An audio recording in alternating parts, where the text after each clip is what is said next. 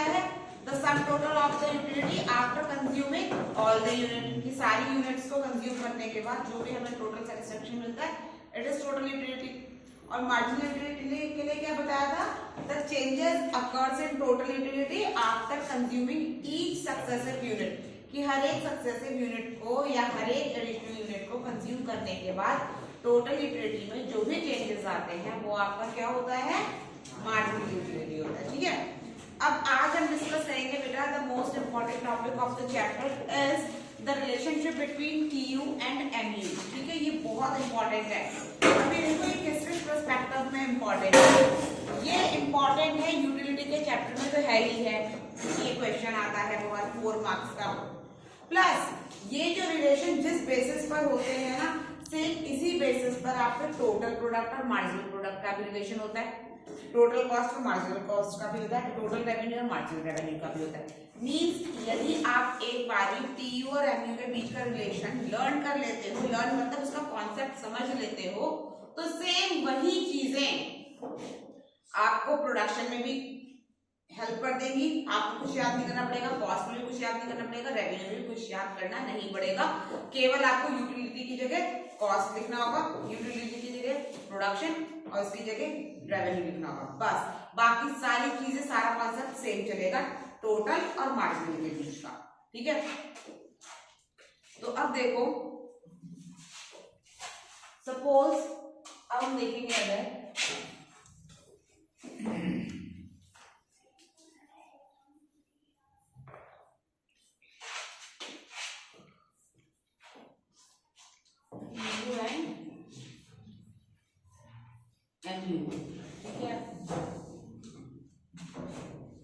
तो रिलेशनशिप को दिखाने के लिए हमें सबसे पहले इसका स्केड्यूल बनाना पड़ता है। स्केड्यूल का मतलब हमें दिखाना पड़ता है, टेबल बनानी पड़ती है जिसके थ्रू आप उसका रिलेशन दिखाओगे। ठीक है, तो सपोज ये हमने दिखा दी quantity,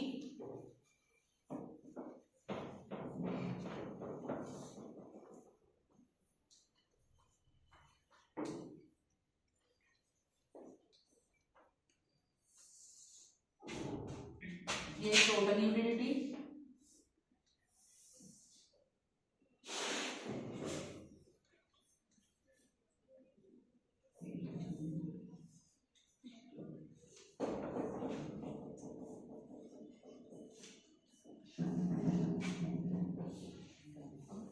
marginal utility.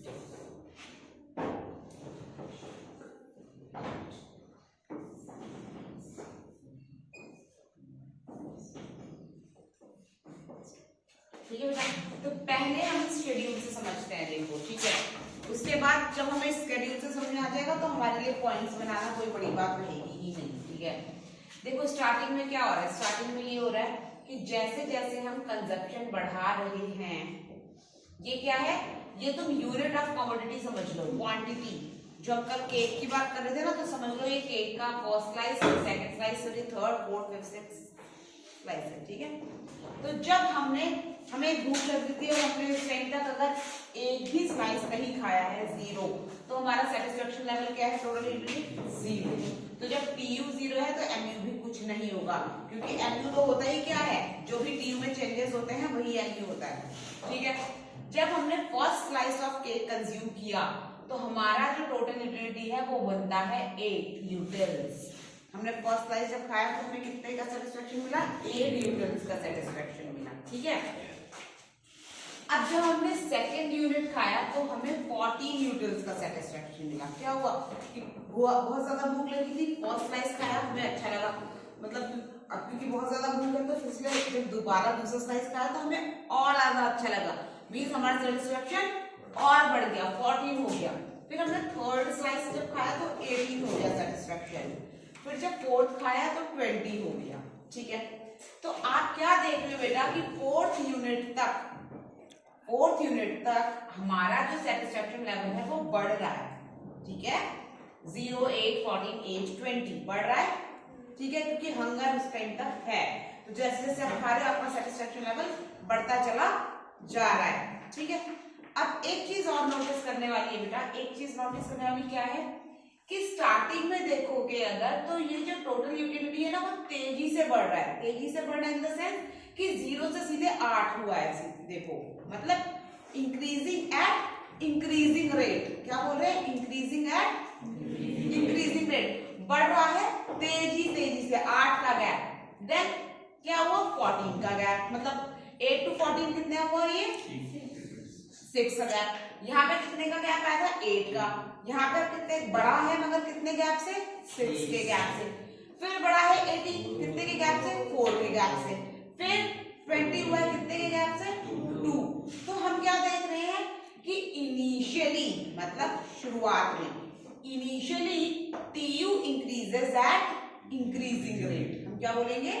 Initially TU increases at increasing rate, then increases, फिर क्या बोल रहे हैं? बढ़ता है मगर इन डिक्रीजिंग रेट। क्या हो रहा है? बढ़ तो रहा है मगर कैसे बढ़ रहा है? डिक्रीजिंग रेट में बढ़ रहा है। ठीक है, अब क्या हो गया कि जब मैंने बोला था ना कि अब पेट हमारा भर चुका है, हंगर पूरा खत्म हो चुका है, लेकिन फिर भी किसी ने बोला कि खा लो, है ना, तो अब क्या हो गया? सेटिस्फेक्शन नहीं हो रहा है, वो अब सैचुरेशन पॉइंट मतलब मैक्सिमम। इस एक पॉइंट पर क्या हो गया? 5th यूनिट पर आपका जो सेटिस्फेक्शन लेवल है वो क्या हो गया? मैक्सिमम, कि अब इससे ज्यादा सेटिस्फेक्शन नहीं चाहिए वरना तबियत खराब हो जाएगी, है ना, नहीं माने। मैक्सिमम 20 से 20 हो गया, 20 था 20 रहा मैक्सिमम। अब उससे आगे बढ़ना थोड़ी है। जब आप बहुत ज्यादा खा लेते हो तो उसके बाद और कोई आपको सेटिस्फेक्शन थोड़ी मिलता है। सेटिस्फेक्शन तो आपको मिल गया होता है जब आपका पेट पूरा फुल हो चुका होता है। अब इस एक पॉइंट को हम क्या बोलते हैं बेटा? Point of saturation. इसको हमेशा याद रखना है क्योंकि ये 1 मार्क का क्वेश्चन आता है, व्हाट इज सैचुरेशन पॉइंट। तो सैचुरेशन पॉइंट क्या होता है? When TU is maximum and MU is 0 is point known as saturation point. कई बार क्वेश्चन क्या आ जाता है? What is the value of marginal utility at the point of saturation, कि मार्जिनल यूटिलिटी की वैल्यू क्या होती है जब सैचुरेशन पॉइंट होता है। तो आंसर क्या रहेगा?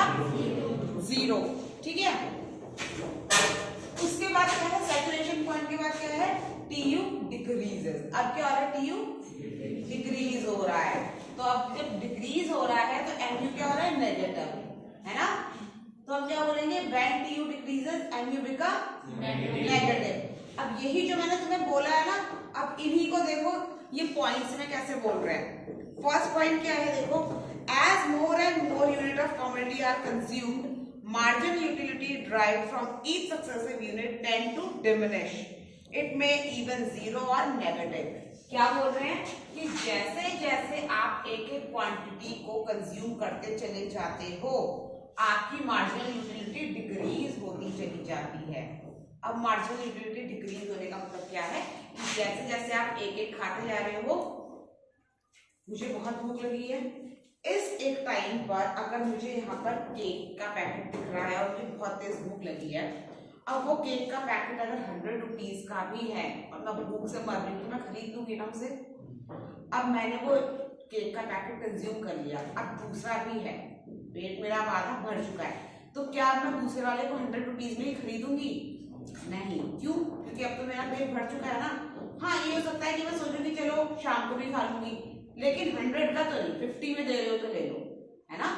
तो क्या बोल रही हूं मैं कि जैसे जैसे हम एक एक कमोडिटी, एक एक यूनिट को कंज्यूम करते चले जाते हैं, हमारा मार्जिनल यूटिलिटी जो है वो डिक्रीज होता जाता है। मार्जिनल यूटिलिटी को ना बेटा तुम्हें अपना मन मान के चलना है कि मार्जिनल यूटिलिटी ना तुम्हारा मन है, तुम्हारी इच्छा है कि जैसे जैसे तुम कंज्यूम करते जाते हो उस चीज को खाने की जो इच्छा है, उस चीज को कंज्यूम करने की जो तुम्हारी इच्छा है वो कम होती चली जाती है। ठीक है, और वो कम होते होते 0 भी हो जाती है और एक टाइम ऐसा आता है दैट इट बिकम नेगेटिव। ठीक है, ये तो हो गया आपका फर्स्ट पॉइंट। क्या बोल रहे हैं? As more and more unit of the commodity consume, marginal utility become, और marginal utility decreases, it become 0 and at the point comes when it become negative। जैसे जैसे हम एक एक कमोडिटी को खाते रहते हैं, मार्जिनल यूटिलिटी हमारी मतलब उस चीज को खाने की जो हमारी इच्छा है, हमारा जो मन है वो कम होता चला जाता है। एक टाइम ऐसा आता है जब वो 0 हो जाता है और बाद में वो नेगेटिव भी हो जाता है। ठीक है, फर्स्ट पॉइंट क्लियर हो गया। सेकेंड पॉइंट क्या है? देखो, so long MU is positive, TU increases. So long MU is positive, TU increases. क्या बोल रहे हैं देखो, दूसरे कॉलम में क्या बोल रहे हैं,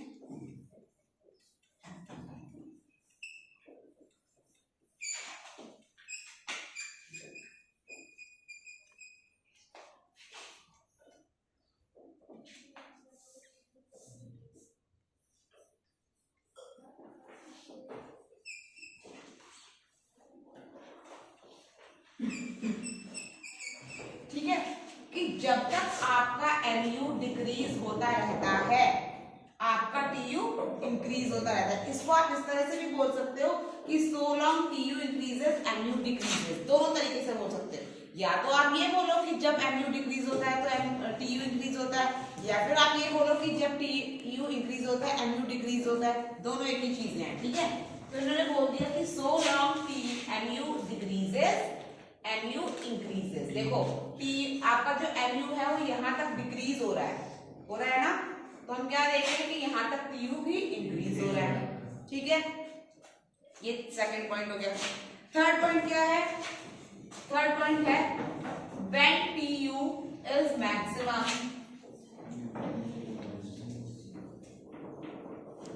एमयू इज 0, कि जब आपका टीयू मैक्सिमम होता है एमयू क्या होता है, जब टीयू मैक्सिमम है एमयू क्या हो गया, 0 हो गया। ठीक है, नेक्स्ट क्या है, TU start decreases when MU is negative. क्या बोल रहे हैं, टीयू स्टार्ट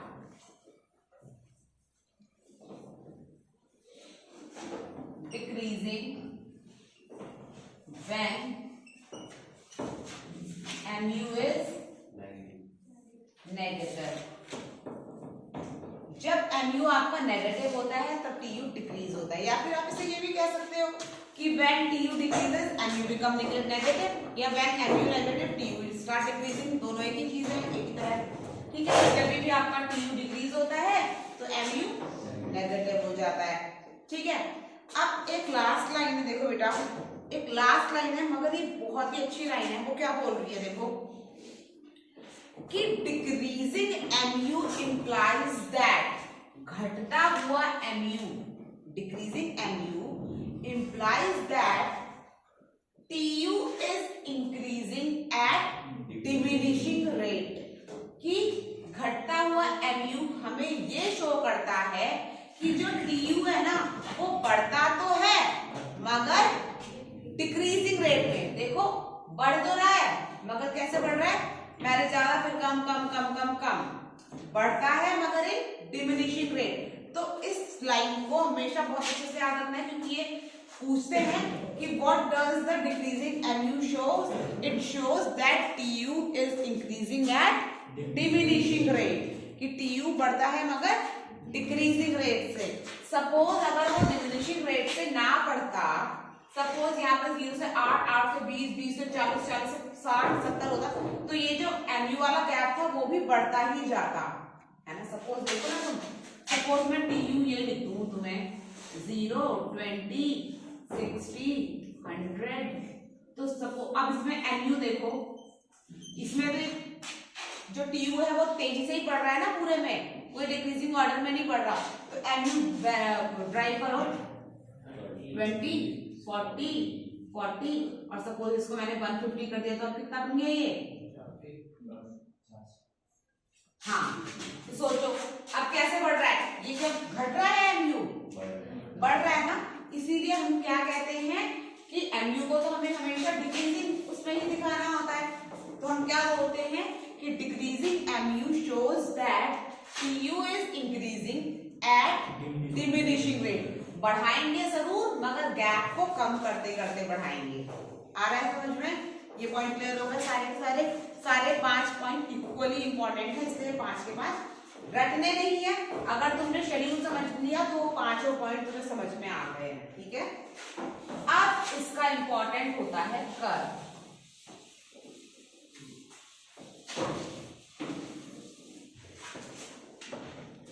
अब भले ही तुमने शेड्यूल में नंबरिंग करी हुई है लेकिन कर्व बनाते हुए आपको नंबरिंग करने की कोई जरूरत नहीं होती है। ठीक है, देखो ये बनाया आपने टीयू का कर्व, ठीक है। तो टीयू क्या है बेटा, बढ़ता हुआ है ना, इंक्रीज हो रहा है, एक बार मैक्सिमम हो रहा है फिर डिक्रीज हो रहा है, ठीक है। तो कुछ नहीं करना है, आपने टीयू का कर्व ऐसे लेना है, पहले क्या हो रहा है, तेजी से बढ़ रहा है फिर धीरे धीरे बढ़ रहा है ना, इससे इसको देखो, इस तक कई बार बच्चे क्या करते हैं, कई बार बच्चे ऐसे करते हैं, देखो ऐसे नहीं करना है, इसमें तो आपने ये शो किया कि तेजी से बढ़ गया, इस तरह से नहीं करना है, आपने स्टार्टिंग में उसका स्लोप थोड़ा सा तेज रखना है एंड देन ऐसे करना है, देखो ऐसे। ये चीज, ये वाला पोर्शन क्या शो कर रही है, ये वाला पोर्शन शो कर रही है कि टीयू बढ़ रहा है तेजी से, ये वाला पोर्शन ये शो कर रहा है कि टीयू बढ़ तो रहा है मगर डिक्रीजिंग रेट से, और ये वाला जो पॉइंट है वो पॉइंट शो कर रहा है टीयू इज मैक्सिमम, और उसके बाद जब टीयू का कर्व यहाँ पे टेंड हो रहा है तो इसका मतलब टीयू इज डिक्रीजिंग, ठीक है।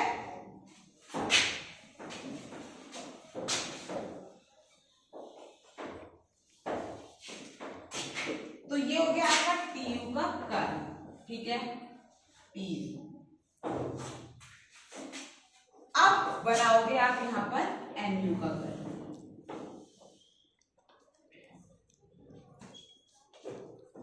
एमयू का कर्व क्या बेटा, डिक्रीज हो रहा है ना, डिक्रीज हो रहा है, जीरो हो रहा है फिर नेगेटिव भी हो रहा है। तो जब भी आपको कोई भी चीज नेगेटिव दिखानी है तो आप उसका एक्सेस नीचे करते हो ना, तुम्हें बाइलेटरल डायग्राम सिखाया था ना 11 में, उसमें जब आपको माइनस वाला शो करना होता था तो आप क्या करते थे, यहाँ से इसको यूं भी लाते थे ना, यहाँ पे 0, 5, 10 ऐसे कर लिखते होते थे, और फिर यहाँ पे कहते हैं -5, -10 ऐसे लिखते होते थे ना, फिर ग्राफ बनाते थे, जब -10 होता था तो यहाँ +10 होता था तो यहाँ ऐसे बनाते थे, तो सेम वही है। अब इसमें क्योंकि आपको माइनस का 2 भी शो करना है तो आपको इसका जो कर्व है, इसका जो एक्सेस है वो 0 से नीचे भी लाना होगा, ठीक है, -2 तक, कहां तक, -2 तक, ठीक है। अब क्या है, ये 8 से डिक्रीज होता होता 0 आया और 0 से डिक्रीज होके माइनस में गया है। अब एक चीज और देख लो कि जब मार्जिनल यूटिलिटी 0 हुई है तो उस टाइम टोटल यूटिलिटी कितनी है, 20 है, ठीक है। तो इसका मतलब ये वाला, और टोटल यूटिलिटी 20 कब है, जब वो मैक्सिमम है, तो टीयू का मैक्सिमम पॉइंट कौन सा है, ये है ना, ये टीयू का मैक्सिमम पॉइंट है, तो यानी कि ये सामने वाला पॉइंट क्या होगा, ये होगा 20, क्योंकि 20 पे ही मैक्सिमम है ना वो, ठीक है। तो ये पॉइंट होगा आपका मैक्सिमम वाला, तो इसको आप लिख भी दोगे, इसको वैसे ना डॉट डॉट लाइन से दिखा देना चाहिए, कुछ भी चीज आप जब शो करते हो तो उसे डॉट डॉट लाइन से करो, ठीक है। और इस पॉइंट को लिख दो सैचुरेशन पॉइंट,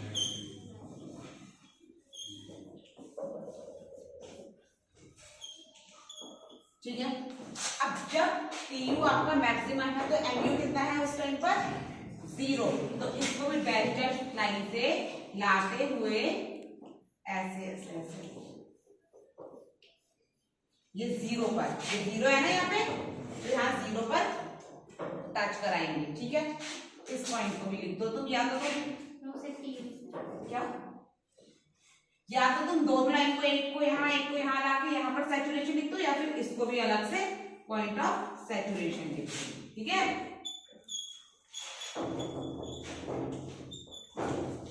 अब ये 0 वाला पॉइंट है तो आपको डिक्रीजिंग एमयू दिखाना है, तो सपोज आपका 8 यहाँ कहीं पर, एक अंदाजा ले लो कि 8 अगर आपका यहाँ कहीं पर होगा तो वहां से लाते लाते उसको यहाँ 0 पर टच कराया और 2 तक नीचे दिखा दिया, तो यहाँ पर आपने क्या दिखा दिया, -2 नेगेटिव, आया समझ, क्यों लाए हम इसको एमयू के कर्व को नीचे, क्योंकि हमें -2 दिखाना था, ठीक है। 0 और 20, ये 20 और ये 0 क्या दिखा रहा है, ये 20 और 0 point of saturation, total utility का 20 और मार्जिनल का 0 क्या दिखा रहा है, पॉइंट ऑफ सैचुरेशन, ठीक है, जो कि हमेशा एक साथ होता है, ठीक। टीयू का बढ़ता हुआ कर्व एकदम जो तेजी से चल रहा है वो क्या शो कर रहा है, TU is increasing at increasing rate, ये स्लोप क्या शो कर रहा है, डिक्रीजिंग रेट, और ये ट्रेंड क्या शो कर रहा है, TU इज यहाँ पे मैक्सिमम एंड देन डिक्रीजेस, ठीक है। तो इसमें जब TU डिक्रीज होता है तो MU क्या हो जाता है, यहाँ पे नेगेटिव हो जाता है। तो यही आपका क्या हो गया, ये आपका रिलेशनशिप हो गया TU और MU के बीच में, ठीक है। और सेम इसी कॉन्सेप्ट पर आप टोटल रेवेन्यू और मार्जिनल रेवेन्यू का भी पढ़ोगे, टोटल कॉस्ट और मार्जिनल कॉस्ट भी पढ़ोगे, total production and marginal production भी पढ़ोगे, सेम यही कॉन्सेप्ट लगेगा, ठीक है। बस क्या होगा, यूटिलिटी की जगह तो कॉस्ट बोला करोगे या फिर प्रोडक्शन या फिर रेवेन्यू बोला करोगे, ठीक है। अब इसके एक तो न्यूमेरिकल्स देख लेते हैं, बहुत इजी है।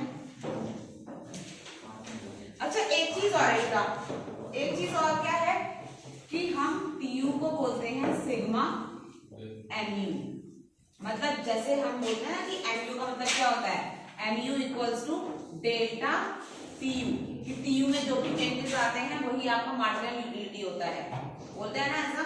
तो जब TU को आपस में माइनस करके MU निकल रहा है तो MU को आपस में प्लस करके TU भी तो निकलेगा, तो इसलिए TU इक्वल्स टू क्या हो जाता है, सिग्मा MU, मतलब समेशन ऑफ MU। तो ये भी एक फर्स्ट पॉइंट होता है, रिलेशनशिप लिखने का फर्स्ट पॉइंट यही होता है कि TU equals to sigma MU, ठीक है।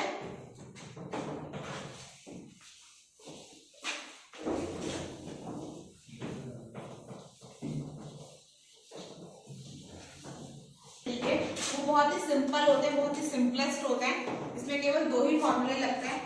अदरवाइज कॉस्ट का जब आता है तो कॉस्ट में क्योंकि आपका वेरिएबल कॉस्ट भी आ जाता है, उसमें आपका फिक्स्ड कॉस्ट भी आ जाता है, total fixed cost, total variable cost, ये सारी चीजें आ जाती है, तो उसमें बहुत सारे फॉर्मूले हो जाते हैं और बहुत सारे आपको खुद से भी बनाने पड़ते हैं, तो वो अभी की बात नहीं है। अभी जब यूटिलिटी के न्यूमेरिकल देखना है तो इसके केवल दो ही फॉर्मूले हैं, एक TU equals to sigma MU और एक MU equals to delta TU, बस इन्हीं दो फॉर्मूले के बेसिस पर आप न्यूमेरिकल को सॉल्व कर दोगे, ठीक है। पहले बोर्ड एग्जामिनेशन में मैंने इनिशियल टाइम पर ये नोटिस किया था कि 4 मार्क्स का जो एक न्यूमेरिकल आता है, एक ही न्यूमेरिकल आता है 4 मार्क्स का और एक आता है 6 मार्क्स का जो नेशनल इनकम का आता है, ठीक है। इसके अलावा पेपर में तुम्हारे कोई न्यूमेरिकल नहीं आता है, यूके बोर्ड में CBSE में आता है, ठीक है। तो पहले क्या होता था, शुरुआत में तो वो यूटिलिटी के न्यूमेरिकल देते थे वो 4 नंबर के, लेकिन अब लास्ट 2-3 ईयर्स से मैं ऐसा नोटिस कर रही हूँ कि वो यूटिलिटी के न्यूमेरिकल ना देके रेवेन्यू या फिर कॉस्ट के न्यूमेरिकल देते हैं, क्योंकि वो थोड़े से लेवल उनका ठीक होता है 4 नंबर के हिसाब से, ये तो बिल्कुल ही है ना ग्राउंड वाला लेवल हो जाता है।